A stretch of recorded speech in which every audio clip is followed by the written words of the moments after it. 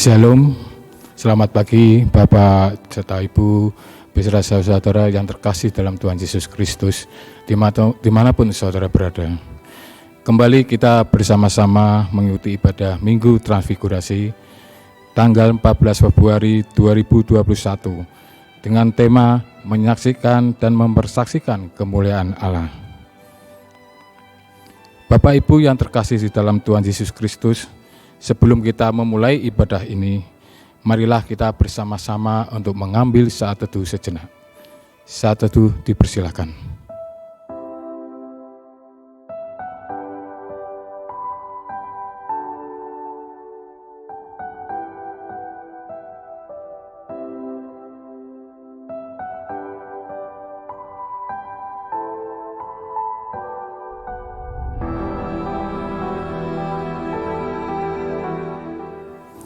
Jemaat yang dikasihi Tuhan, marilah kita mengawali ibadah minggu ini dengan memuji nama Tuhan, dengan menyanyikan Kidung Jemaat 242 bait yang pertama. Muliakanlah Allah Bapa, muliakanlah Putranya, muliakanlah Roh Penghibur, dan seterusnya. Jemaat dimohon berdiri.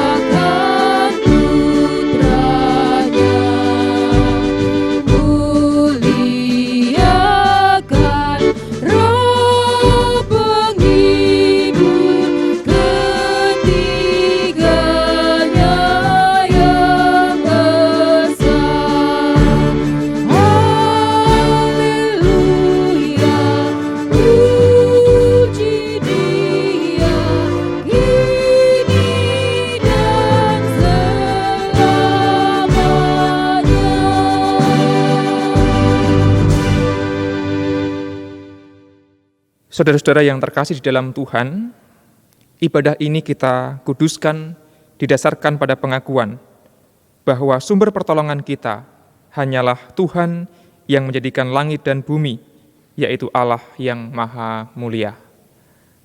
Amin.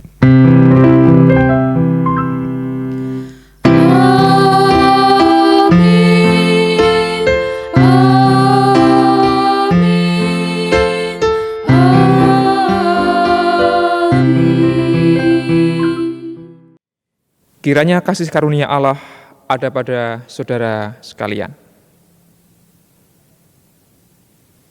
Saudara sekalian dipersilakan untuk kembali duduk. Bapak, Ibu, Saudara, dan anak-anak yang terkasih di dalam Tuhan, hari ini kita merayakan hari Minggu Transfigurasi sebelum kita memasuki masa Paskah. Minggu Transfigurasi adalah minggu di mana kita mengingat dan menghayati tentang kemuliaan Allah di dalam Kristus. Maka tema ibadah kita hari ini yaitu menyaksikan dan mempersaksikan kemuliaan Allah. Mari kita kembali memuliakan Tuhan melalui Kidung Jemaat nomor 243, 242, baitnya yang ketiga. Muliakan Raja Sorga, Raja Gereja yang esa.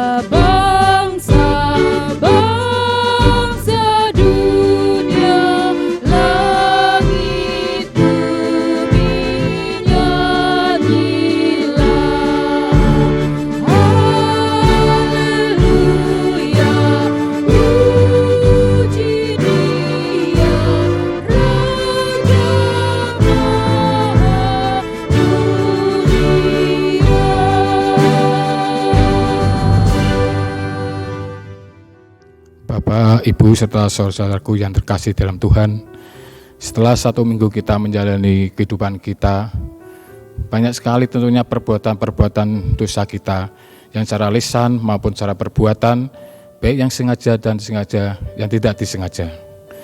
Marilah kita bersama-sama datang ke hadirat Tuhan untuk memohon pengampunan. Mari saya hantarkan.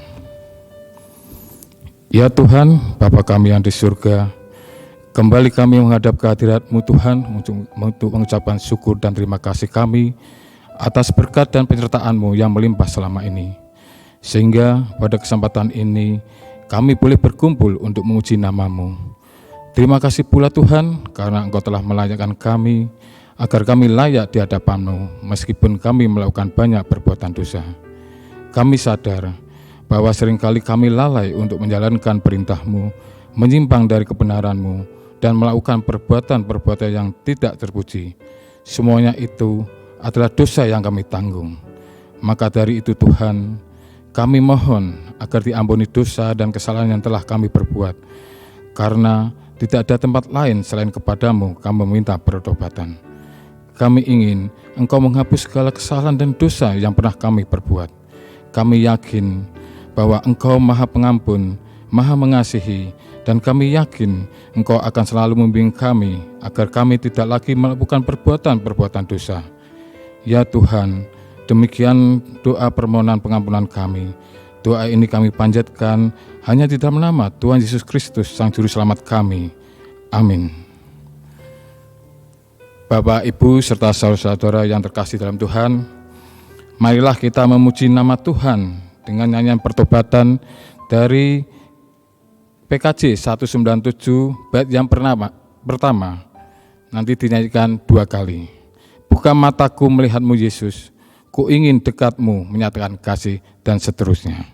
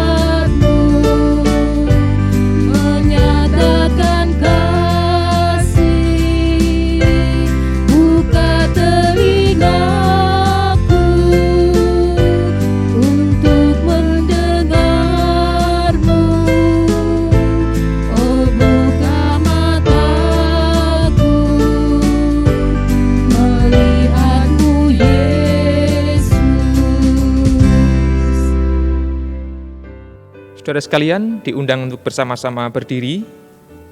Setelah kita menyesali dosa di hadapan Allah, mari kita menerima berita anugerah. Dalam ibadah ini, berita anugerah diambil dari surat 1 Korintus, pasal yang pertama, ayatnya yang ke-30. 1 Korintus 1 ayat yang ke-30, beginilah bunyinya. Tetapi oleh Dia, kamu berada dalam Kristus Yesus, yang oleh Allah telah menjadi hikmat bagi kita. Ia membenarkan dan menguduskan dan menebus kita. Saudara sekalian, sekalipun kita berdosa, namun Allah membenarkan dan menebus kita dan kita pun menjadi anak-anak Allah yang telah diselamatkan. Maka mari kita memuji Tuhan melalui Kidung Jemaat nomor 400, baitnya yang pertama, sebagai orang-orang yang telah diselamatkan, kita terus taat dan setia kepadanya. Kudaki jalan mulia.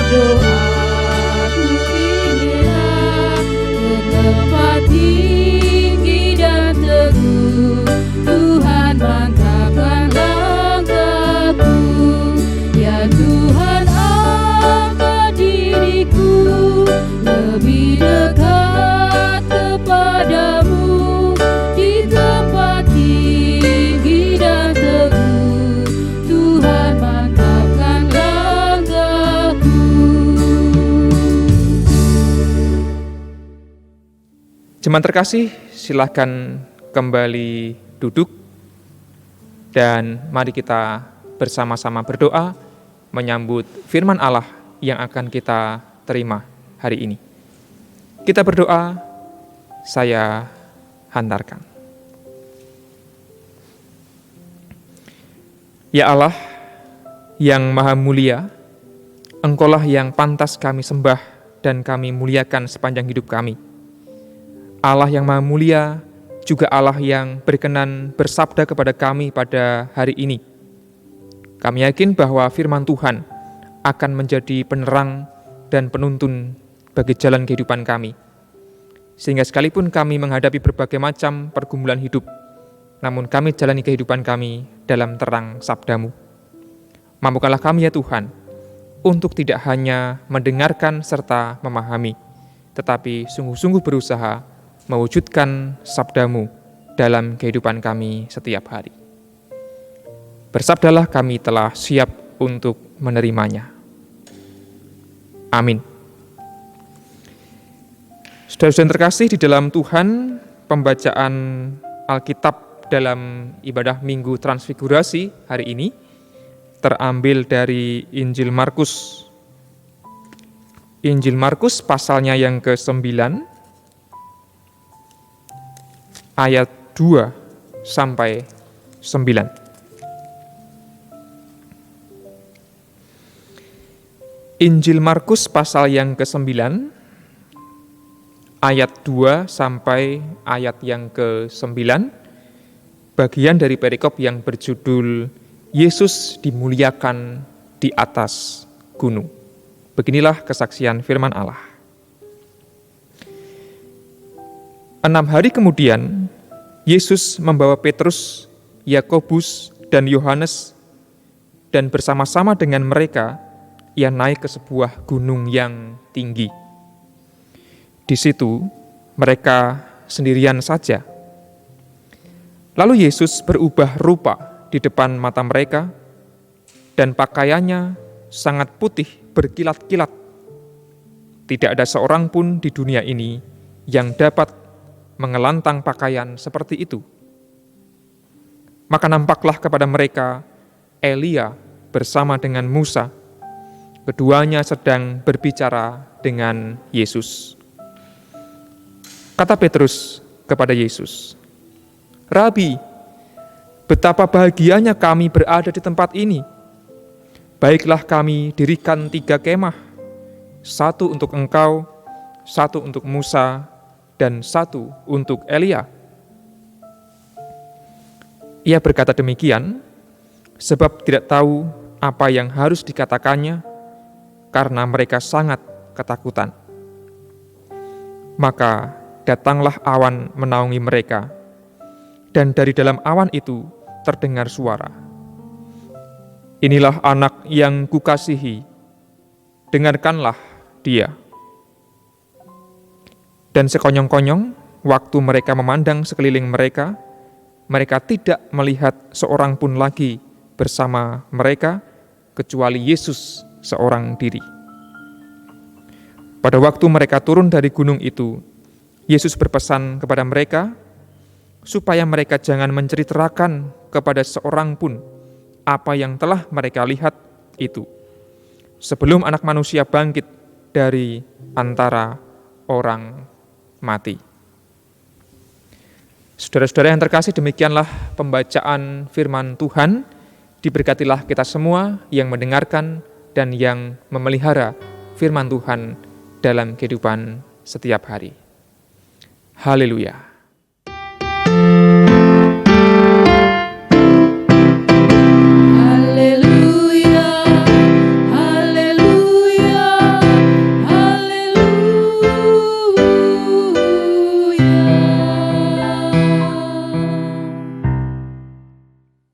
Bapak, Ibu, dan Saudara, serta anak-anak yang terkasih di dalam Tuhan, biasanya kita merasa terpesona jikalau menyaksikan hal-hal yang luar biasa, di luar kebiasaan. Hari ini bacaan kita mengisahkan tentang beberapa hal yang memang luar biasa, bukan peristiwa yang sehari-hari, bukan peristiwa yang biasa, melainkan peristiwa yang luar biasa, yang fenomenal, yang fantastis. Peristiwa itu dialami, disaksikan juga oleh orang-orang yang luar biasa, bukan hanya orang-orang yang biasa. Peristiwa transfigurasi, di mana Gusti Yesus berubah rupa, mengkilat, bercahaya, dan pakaiannya kemudian putih bersinar. Ini bukan peristiwa biasa. Yesus berubah rupa, transfigur, terjadi di tempat yang luar biasa, di atas gunung yang tinggi, bukan tempat yang biasa. Disaksikan oleh 3 orang yang juga luar biasa. Dikisahkan bahwa Yesus naik ke atas gunung, mengajak 3 murid yang paling dekat atau yang paling akrab dengannya. Ada Petrus, ada Yakobus, ada Yohanes. Para penafsir seringkali menyebut 3 murid ini adalah 3 murid yang paling dekat, 3 murid kesayangan dari Gusti Yesus. Berarti mereka pun adalah orang-orang yang luar biasa, bukan murid yang biasa-biasa saja. Ditambah lagi, ketika mereka menyaksikan Yesus di atas gunung berubah rupa, ada 2 sosok yang muncul, yaitu Nabi Musa dan Nabi Elia. Dua-duanya juga bukan nabi yang biasa-biasa saja. 2 nabi ini dikenal sebagai 2 nabi yang paling besar bagi bangsa Israel, bagi umat Yahudi. Barangkali Yesus adalah sosok yang sudah sehari-hari disaksikan oleh para murid.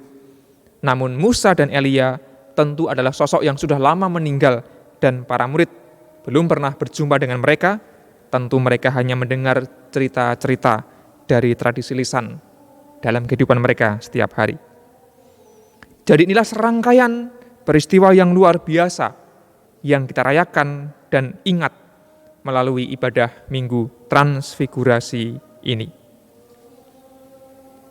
Pertanyaannya barangkali, lalu apakah masih mungkin kita sebagai manusia biasa saat ini di sini merasakan dan mengalami pengalaman yang luar biasa seperti yang dialami oleh para murid Yesus pada zaman itu?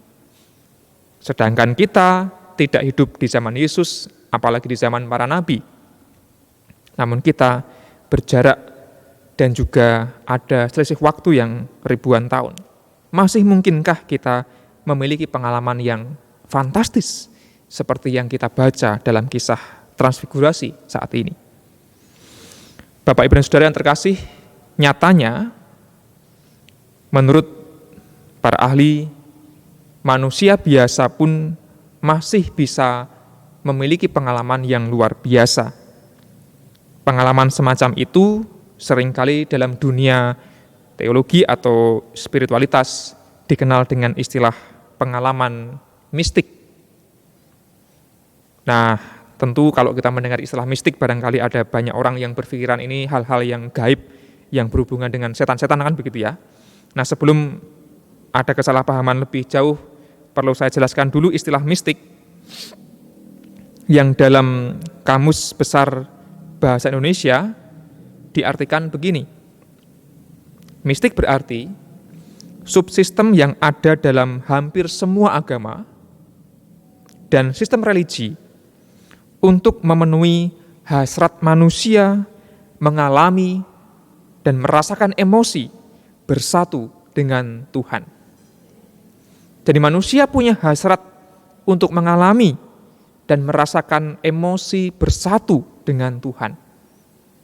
Nah, pengalaman semacam itulah yang disebut dengan pengalaman mistik.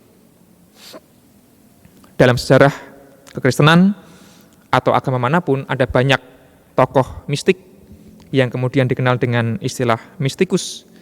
Mereka adalah orang-orang yang luar biasa, yang memiliki pengalaman yang luar biasa, merasakan atau mengalami Tuhan Allah. Nah, mistik bukanlah pengalaman yang biasa-biasa saja, melainkan pengalaman yang kemudian bisa mengubah kehidupan seseorang. Saya tidak tahu apakah ada di antara panjenengan yang pernah punya pengalaman mistik semacam ini, barangkali di dalam mimpi merasakan berjumpa dengan Gusti Allah, barangkali lewat pengalaman sehari-hari juga mengalami perjumpaan dengan Allah, dan ini bukan hanya pemahaman atau teori, melainkan sungguh-sungguh mengalami Allah dalam kehidupan.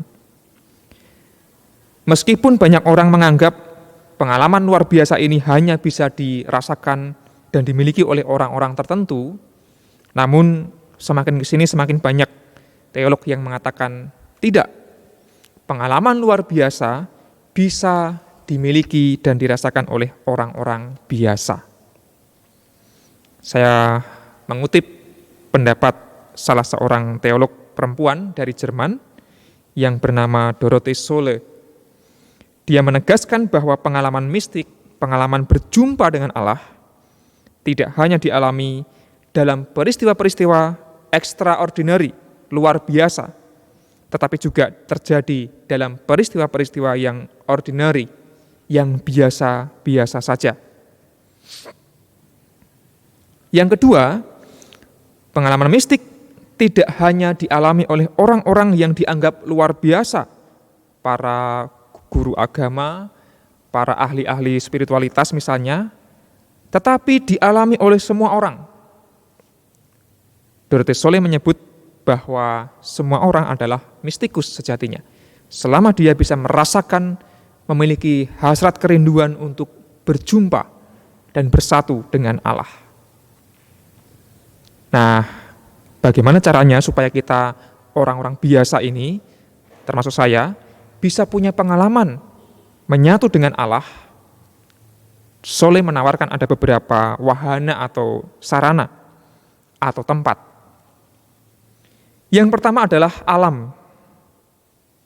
Seringkali kita takjub dengan fenomena alam, barangkali awan yang indah, pelangi, atau bahkan hewan-hewan tumbuhan yang indah. Dan seringkali orang mengalami hadirat Allah ketika mengagumi alam yang indah. Nah, melalui ini kita bisa belajar untuk bisa punya kepekaan dan mengagumi keindahan semesta, dan saat itulah kita bisa merasakan Allah sungguh hebat dan Allah sungguh dahsyat. Sölle melanjutkan bahwa pengalaman mistik juga bisa dirasakan ketika kita menghayati sungguh-sungguh relasi cinta. Relasi cinta yang sifatnya mendalam. Sölle menyebut dengan kata erotisisme, bukan erotik dalam arti pornografi, melainkan cinta kasih yang erat, cinta kasih yang dalam. Dan bukankah kita semua kemudian punya pengalaman cinta yang mendalam? Entah dengan pasangan, entah dengan orang tua, dengan anak, dengan sahabat, dan dengan siapapun. Pengalaman cinta juga adalah pengalaman di mana kita bisa merasakan berjumpa dengan Allah. Pengalaman mistik. Maka tidak harus jadi orang yang hebat sekali untuk bisa merasakan itu, melainkan orang-orang biasa, termasuk kita pun bisa punya pengalaman yang indah. Yang ketiga, melalui komunitas. Kebersamaan yang saling mendukung, yang saling mengasihi, membuat kita merasakan hadirat Tuhan. Yang berikutnya adalah kegembiraan atau joy. Seringkali kita merasakan kegembiraan yang tiba-tiba entah datang dari mana, saat itulah kita bisa merasakan Allah hadir dan menyapa kita. Yang terakhir, menariknya adalah Soleh menyebut pengalaman akan Allah, pengalaman mistik juga bisa dialami di dalam penderitaan, suffering. Di dalam derita, Allah pun masih bisa dijumpai, dirasakan, dan dialami. Saya sering mendengar kesaksian dari banyak orang di saat mereka mengalami duka cita, menderita yang sangat luar biasa. Justru di saat-saat seperti itulah mereka bisa merasakan bahwa Allah itu ada, Allah itu hadir, dan Allah itu senantiasa menolong mereka. Intinya adalah ada banyak cara untuk kita punya pengalaman merasakan Allah begitu dekat, mengalami dan bahkan bersatu dengan Allah. Tidak harus di gunung yang tinggi, tidak harus hidup pada zaman Yesus, tidak harus lewat pengalaman yang extraordinary. Namun dalam keseharian kita, jikalau kita bisa mengagumi keindahan hidup ini, kita bisa berjumpa dengan Allah. Nah, Bapak, Ibu, dan saudara yang terkasih dalam Tuhan, kembali ke dalam tema kita pada hari ini, menyaksikan dan mempersaksikan kemuliaan Allah. Jelas bahwa panggilan kita tidak hanya untuk menyaksikan atau menonton seperti 3 murid Yesus yang terkasih itu. Tidak hanya menjadi penonton yang pasif akan pengalaman-pengalaman yang indah dengan Allah, tetapi kita dipanggil untuk mempersaksikan, membagikan keindahan itu kepada sesama maupun semesta. Pengalaman mistik para murid Yesus itu dirayakan dalam Minggu Transfigurasi, minggu terakhir sebelum memasuki minggu-minggu Prapaskah. Minggu depan kita sudah masuk dalam masa Paskah, diawali Rabu Abu, lalu hari Minggunya adalah hari Minggu Prapaskah yang pertama. Dan itulah mengapa tema ini menjadi penting, karena kita tidak hanya diajak untuk menonton, menyaksikan, dan merasakan kenikmatan dan keindahan seperti para murid, namun kita diajak, dipanggil untuk mempersaksikan kemuliaan Allah itu kepada sesama, membagikan berkat kepada sesama. Yesus pun turun gunung dan kemudian berkarya kembali, mengajak para muridnya. Nah, itulah refleksi kita yang pertama. Kemuliaan Allah bukanlah sesuatu yang hanya dinikmati oke, disaksikan oke, tapi tidak cukup dan berhenti di situ. Namun harus kita bagikan kepada sebanyak mungkin orang. Refleksi yang kedua, saya mengutip pendapat seorang pendeta perempuan bernama Melinda Kuivik yang merefleksikan makna transfigurasi. Dia mengatakan begini, transfigurasi semestinya membawa kita pada kesadaran betapa rendahnya kita. Karena yang mulia hanyalah Tuhan Yesus, Tuhan Allah. Kalau yang mulia hanyalah Allah, kita ini manusia biasa yang harusnya rendah hati. Yang harusnya kita kembali pada kemanusiaan kita. Jangan kita berlagak menjadi Gusti Allah. Kita hanyalah manusia biasa. Kita pun diajak untuk rendah hati dan semakin dekat pada kemanusiaan, semakin membela manusia dan semakin manusiawi. Tentu kita menyaksikan ada banyak sekali pergumulan hidup yang dialami oleh manusia dalam berbagai kelemahan.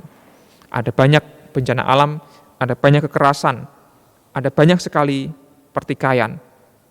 Dalam situasi semacam itu, sungguh-sungguh panggilan kepada kita adalah panggilan untuk menjadi semakin manusiawi, membela mereka yang paling lemah. Dan kita diajak untuk menyaksikan Allah, mengalami Allah dalam berbagai macam pengalaman, termasuk juga penderitaan. Maka dengan demikian, meskipun kita punya pengalaman yang tidak menyenangkan, bahkan yang pahit, bahkan yang tragis, mungkin akibat pandemi, mungkin akibat bencana alam, banjir misalnya, mungkin akibat pergumulan pribadi kita masing-masing. Semua itu adalah pengalaman yang mendekatkan kita kepada Allah. Dan Allah tetaplah Allah yang Maha Mulia, karena Ia tetap menjangkau kita dalam segala macam keadaan. Minggu Transfigurasi adalah minggu yang mengingatkan kita semua tentang betapa luar biasanya Allah kita. Maka betapapun berat hidup kita, mari kita tidak menyerah, namun kita dipanggil untuk terus bangkit, karena kemuliaan Allah haruslah kita wartakan, haruslah kita bagikan dan tunjukkan kepada banyak orang. Lalu kemudian yang harusnya dimuliakan oleh banyak orang bukanlah kita, melainkan hanya Tuhan Allah sendiri. Kita hanyalah perantara dan menjadi alat bagi Allah untuk menunjukkan kemuliaan itu kepada semua orang. Selamat merayakan Minggu Transfigurasi, dan mari menyaksikan, mengalami kemuliaan Allah, tetapi tidak pernah lupa untuk mempersaksikan juga, membagikan itu kepada sesama kita. Amin. Bapak, Ibu, dan Saudara, mari kita mengambil saat hening sejenak setelah mendengarkan firman Tuhan.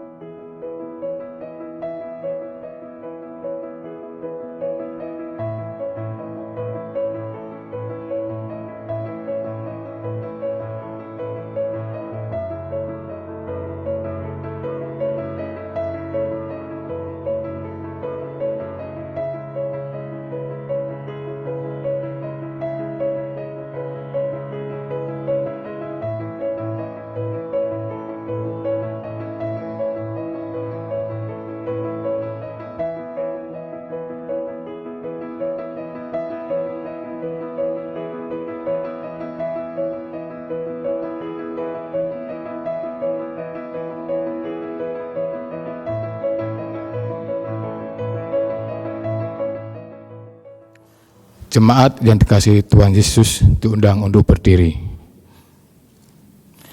Marilah kita bersama-sama mengingat kembali tentang iman kita dengan mengucapkan pengakuan imam rasuli bersama-sama.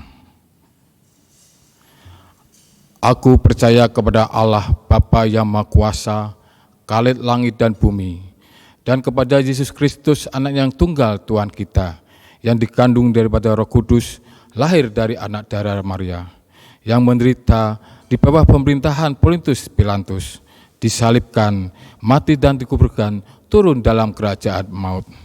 Pada hari yang ketiga, bangkit pula dari antara orang mati, naik ke surga, duduk di sebelah kanan Allah Bapa yang Maha Kuasa, dan akan datang dari sana untuk menghakimi orang yang hidup dan yang mati. Aku percaya kepada Roh Kudus, gereja yang kudus dan am, persekutuan orang kudus, pengampunan dosa, kebangkitan daging, dan hidup yang kekal. Jemaat dipersilakan duduk kembali. Saudara-saudara yang terkasih, mari bersama-sama kita berdoa. Saya hantarkan.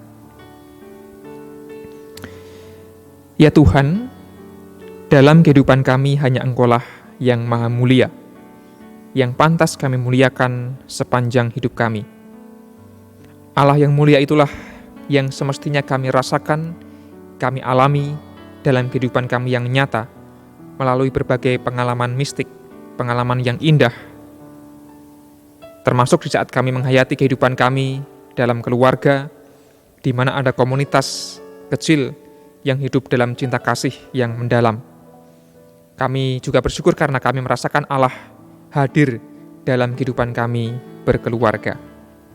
Maka Tuhan, ajarkanlah kami untuk bisa membina dan merawat keluarga kami dengan sungguh-sungguh seperti yang Tuhan ajarkan. Di saat kami mengingat orang tua kami, saudara kami maupun anak kami yang sedang bergumul karena sakit,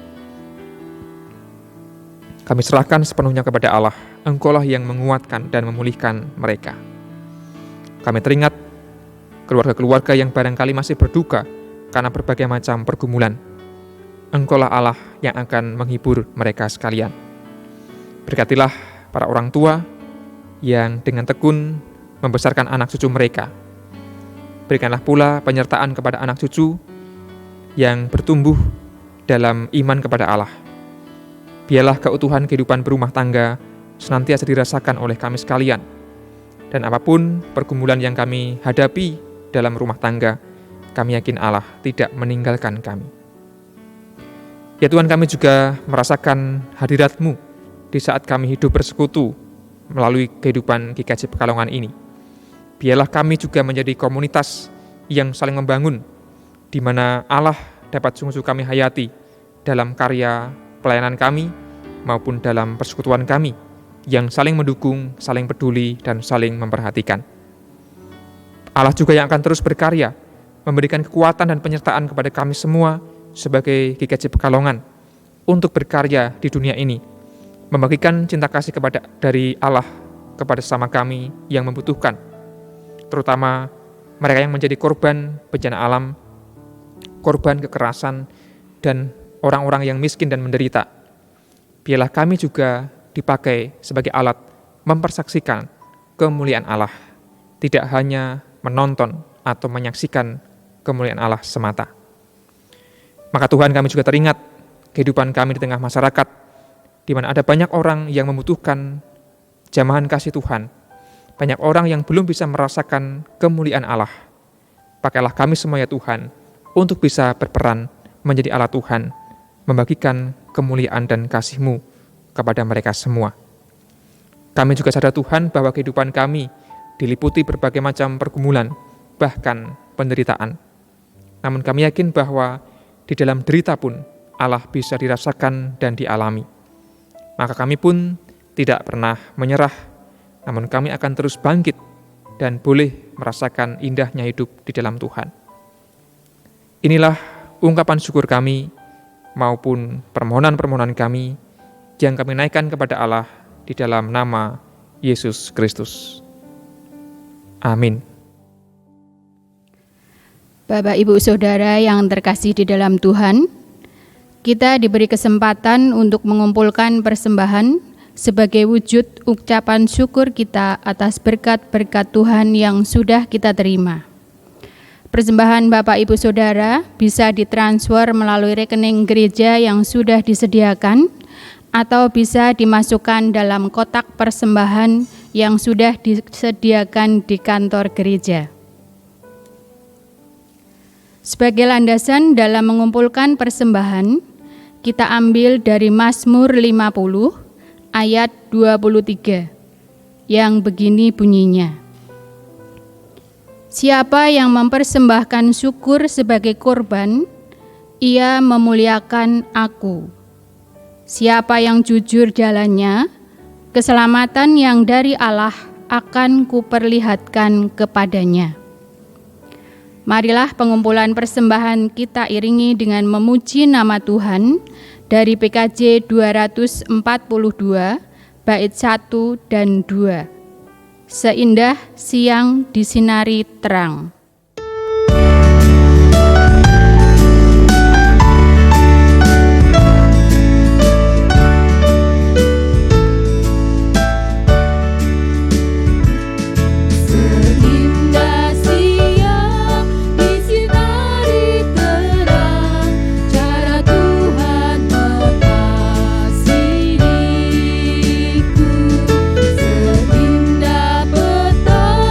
Dengan amin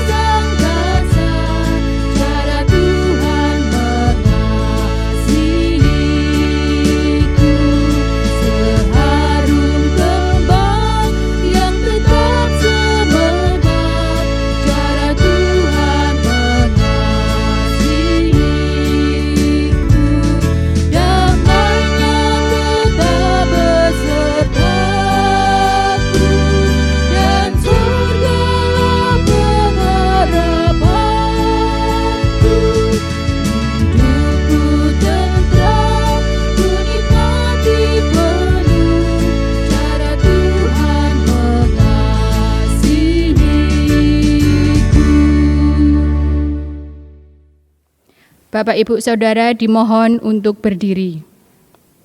Dan kita akan haturkan persembahan ini dalam doa saya hantarkan. Mengucap syukur Tuhan atas berkat-berkat yang sudah Tuhan limpahkan dalam kehidupan kami. Terlebih Tuhan, saat ini kami anak-anak-Mu boleh beribadah dan mendengarkan firman-Mu, serta memuji Engkau Tuhan dengan penuh sukacita. Mampukan kami Tuhan untuk bisa menyaksikan dan mempersaksikan kemuliaan-Mu dalam kehidupan sehari-hari di lingkungan kami masing-masing. Tuhan, kami juga mempersembahkan sedikit dari berkat yang sudah Tuhan berikan kepada kami, baik persembahan mingguan, bulanan, dan persembahan lainnya. Kiranya Engkau terima, Engkau sucikan, dan berkati Tuhan, sehingga persembahan ini dapat menjadikan sarana pelayanan di gereja-Mu, khususnya di Gereja Kristen Jawa Pekalongan. Kami juga berdoa bagi saudara kami yang bertugas mengelola persembahan ini. Kiranya berikan hikmat kebijaksanaan, kejujuran, ketulusan, dan disertai rasa takut akan Tuhan. Terima kasih Tuhan, doa ini hanya kami alaskan dalam nama Tuhan Yesus Kristus yang telah mengajar kami berdoa. Bapa kami yang di surga, dikuduskanlah nama-Mu, datanglah kerajaan-Mu, jadilah kehendak-Mu di bumi seperti di surga. Berikanlah kami pada hari ini makanan kami yang secukupnya, dan ampunilah kami akan kesalahan kami, seperti kami mengampuni orang yang bersalah kepada kami. Dan janganlah membawa kami ke dalam pencobaan, tetapi lepaskanlah kami daripada yang jahat.